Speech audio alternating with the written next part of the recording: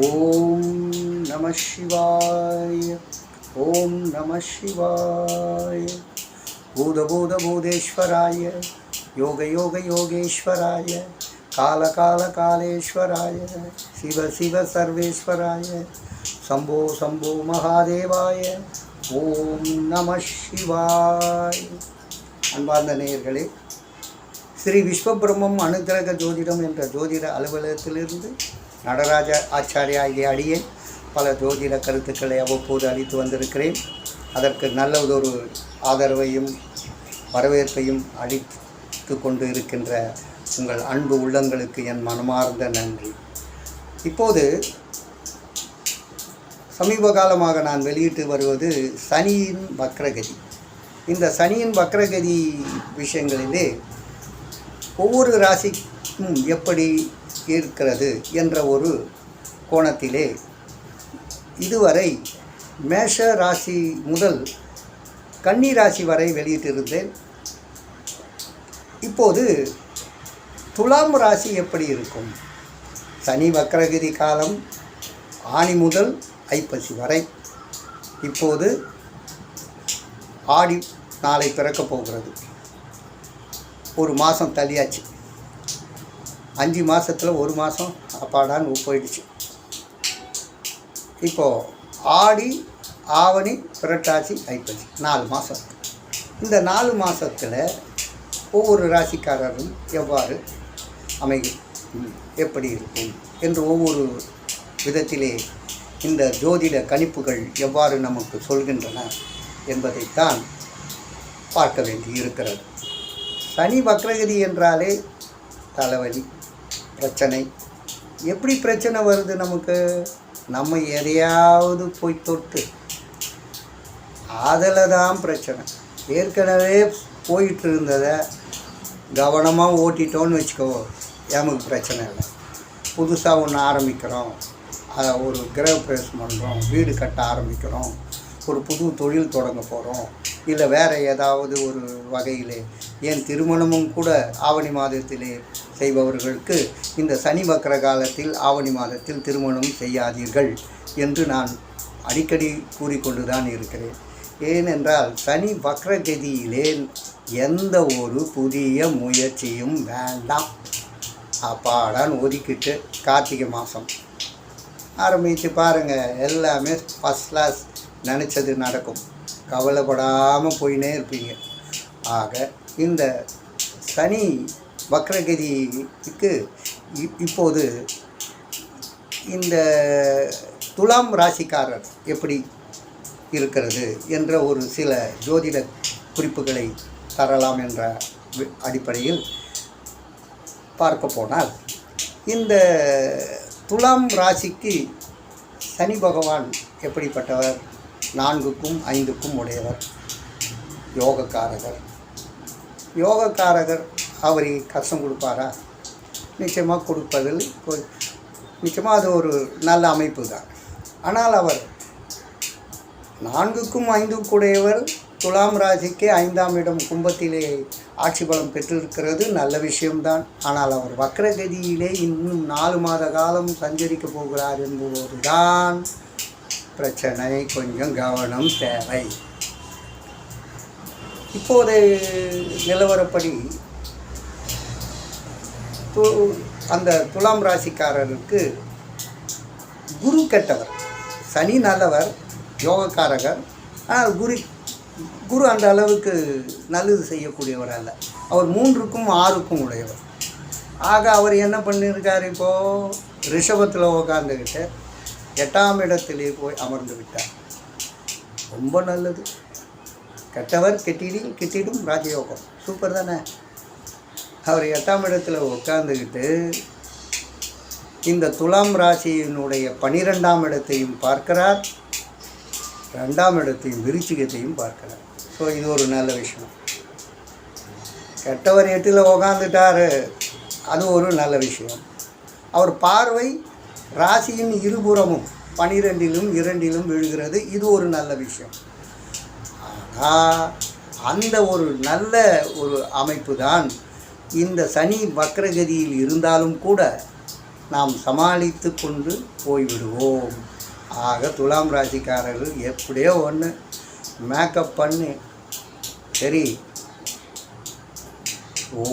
10 ரூபா லாபம் வரல, சரி ஓரளவுக்கு 6-7 ரூபா லாபம் வருதா, சரி அதை செஞ்சு முடி, பரவாயில்ல. 10 ரூபா லாபம் வராத மாதிரி ஆசை காமிச்சு அது கட்சியில் 7 ரூபா 8 ரூபாயில் தான் வந்து நிற்கும். இதுதான் சனி வக்ரகதியால் வரும் பெண்ணை.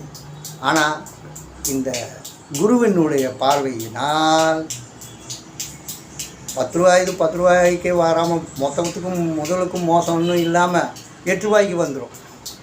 ஸோ ஒரு 2 ரூபா தானே, பரவாயில்ல, 8 ரூபா லாபம் தான் அப்படின்ற மாதிரி கணக்கு போட்டு நீங்கள் கவனமாக செயல்பட்டீங்கன்னாக்கா சூப்பராக இந்த வக்ரகதியிலேருந்து நீங்கள் கொஞ்சம் உருண்டு பறந்து வெந்துருவீங்கல்ல. அடுத்ததாக இப்போது ஆடி மாதம் இப்போது நிலைமை எப்படி இருக்கு என்றால், இந்த துலாம் ராசிக்கு 9ல் சூரியன், துலாம் ராசிக்கு 11 கூடையவர் 9ல் இருக்கிறார். எவ்வளோ நாளைக்கு? இன்னும் ஒரு நாள் தான். ஆடி பிறந்த உடனே அவர் வந்து 10ல் வந்து உக்காந்துருவார். அதுவும் நல்லது தான். ஆக 11ஆம் இடத்து அதிபதியான சூரியன் 10லே இருப்பதால் தொழில் நல்லது. 11ஆம் இடத்தை சனி வேற பார்த்துக்கிட்டு இருக்கிறாரு. அதுக்கு அதிபதியானவர் 10லே அமர்ந்து சந்திரன் வீட்டில் கடகத்தில் வந்தார்னு வச்சுக்க. ஆடி மாதம் சூப்பராக இருக்கும் துலாம் ராசிக்காரருக்கு. எப்பவுமே ஆடி மாதம் நல்லாயிருக்கும். அப்போ அந்த ஒரு மாத காலம் நல்லது. அதே 10ஆம் இடத்திலே தற்சமயம் புதனும் சுக்கிரனும் சஞ்சாரம் செய்கிறார். அந்த சுக்கிரன் ஆகஸ்ட் 2ஆம் தேதி சிம்மத்துக்கு வந்துடுவார். ஏன்னா சூரியனும் சுக்கிரனும் சேரக்கூடாது. அதனால் அவர் ஜம்ப் ஆகிறது ரொம்ப நல்லது. எப்போ ஜம்ப் ஆகிறார்? சிம்மத்துக்கு எப்போ வரார்? 2ஆம் தேதி ஆகஸ்ட் மாதம், அதாவது ஆடி மாதம் 17ஆம் தேதி அவர் சிம்மத்துக்கு வந்துட்டாருன்னு வச்சுக்கோங்களேன். அப்போ என்னாச்சு? ராசியாதிபதினு சொல்லக்கூடிய சுக்கிரன் 11ஆம் இடத்துக்கு வந்துடுறார். இன்னும் நல்லதாயிடுச்சு. அதன் பிறகு ஒரு விஷயம் பார்த்திங்கன்னா, அந்த சுக்கிரன் வலுவாக 11ஆம் இடத்தில் இருந்தால் லாபம் நல்லது.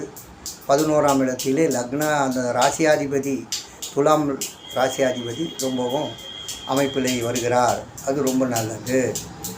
அடுத்ததாக இந்த சூரியன் 10லே அமர்ந்து விடுகிறார். அது நல்லது. இப்படி இந்த துலாம் ராசிக்காரர்கள் ஆடி மாதத்தில் பயனடைவார்கள். நல்லது நடக்கும். ஆனால் எப்படி நடக்கும்? கொஞ்சம் சிரமத்தின் இடையிலே ஒரு நல்லது. அதான் முதலே சொன்னேன். ஒரு 10 ரூபா லாபத்துக்கு பார்த்தோம்னா 8 ரூபா கிடச்சிச்சு, பரவாயில்லன்னு மனசு மாறி அந்த வேலையை முடித்து 8 ரூபா லாபத்தை பார்க்குறீங்கன்னா அப்படி தான் பண்ணுவார். இந்த சனி நல்ல யோகக்காரகராக இருந்து அவர் வக்ரகதியில் இருப்பதனால்தான் இந்த கஷ்டம். ஆனால் மற்ற கிரகங்கள் அந்த சூரியனும் சுக்கிரனும் புதனும் உங்களுக்கு அப்படி ஒரு நல்ல ஒரு அமைப்பை கொடுத்து நல்ல மாதிரி சிந்திக்க வச்சு, எதிராளியும் சரி பரவாயில்லப்பா நீ இப்போ கொஞ்சம் அட்ஜஸ்ட் பண்ணுற, சரி இந்த வேலையை செஞ்சு சம்பாதிக்கலாம் அப்படின்ற மாதிரி ஒரு விதத்தில் எப்படியும் ஒரு காம்ப்ரமைஸ் ஆகி ஏதாவது ஒரு விஷயங்களில் நல்லது நடக்கும். நீங்கள் எடுக்கக்கூடிய முயற்சியிலே இப்படிப்பட்ட ஒரு 20-25% நஷ்டம், 70-80% லாபம் அப்படின்ற மாதிரி கொண்டு போய்டும். ஸோ அதுவும் ஒரு வகையில் நல்ல விஷயந்தான். ஆனால் புதிய முயற்சிகளை மட்டும் நீங்கள் மேற்கொள்ளக்கூடாது. நீங்கள் இப்போ இருக்கிற விஷயத்தை அப்படியே நகர்த்தி போகிறீங்க. புதிய முயற்சியில் கொஞ்சம் கவனம் தேவை. அது பண்ணாதீங்கன்ற நான் என்னை பொறுத்த வரைக்கும் நீ எந்த புதிய முயற்சியும் ஏற்படலாம். கார்த்திகை மாதத்துலேருந்து அதை செய்யலாம். இப்போதைக்கு நல்லதொரு காலகட்டம் இந்த ஆடி மாதமும் இருக்கிறது, ஆவணி மாதமும் இருக்கிறது. இப்போ சுக்கிரன் சிம்மத்திலே ஆகஸ்ட் 2ஆம் தேதி வராருன்னா 17ஆம் தேதி ஆகஸ்ட் 17ஆம் தேதி தான் சூரியன் சிம்மத்துக்கு வருவார். அப்போ சூரியன் சுக்கிரன் காம்பினேஷன் வந்தாலும் உங்களுக்கு 11 கூட ஒரு 11லே வந்துடுறார். அதுவும் நல்ல விஷயம், அதுவும் நல்லது நடக்க போகுது. அதுக்கப்புறம் சிம்மத்துக்கு என்ன பண்ண போகிறாரு, புதன் வர போகிறார். அவர் எப்போ வராரு, செப்டம்பர் 1ஆம் தேதி வந்துடுவார். இந்த செப்டம்பர் 1ஆம் தேதி புதன் சிம்மத்துக்கு வருவார். அந்த செப்டம்பர் 1ஆம் தேதி செவ்வாய் மிதுனத்துக்கு போயிடுவார். இப்போது குரு பார்வையிலையும் செவ்வாயினுடைய பார்வையிலும் இருக்கின்ற விருச்சிக ராசி இருக்கு இல்லையா, அந்த விருச்சிக ராசிக்காரருக்கும் நல்லது, பார்வையால் நல்லது நடக்குது, குரு பலன் இருக்குன்னுவாங்க. செவ்வாயும் அங்கே அமர்ந்து கொண்டு அவருடைய வீட்டை அவரே பார்ப்பது நல்ல விஷயங்கள் நடக்கும்பாங்க. அது துலாம் ராசிக்கு 2ஆம் இடம் இல்லையா, அப்போ கண்டிப்பாக இவருக்கு வாக்கு தனம் குடும்பம் அந்த ஸ்தானம் வலுப்பெறுது இல்லை, அது நல்லா இருக்குமே. அப்போ பண வரவும் இருக்குது, கொஞ்சம் முன்ன பின்ன இழுத்து பிடித்தாலும் வரவு இருக்குது, அதுக்கேற்ற செலவும் இருக்குது. ஏன்னா குரு 12ஆம் இடத்தையும் பார்க்கிறார். ஆக இந்த மாதிரியான ஒரு காம்பினேஷன் இருக்குது பாருங்கள்.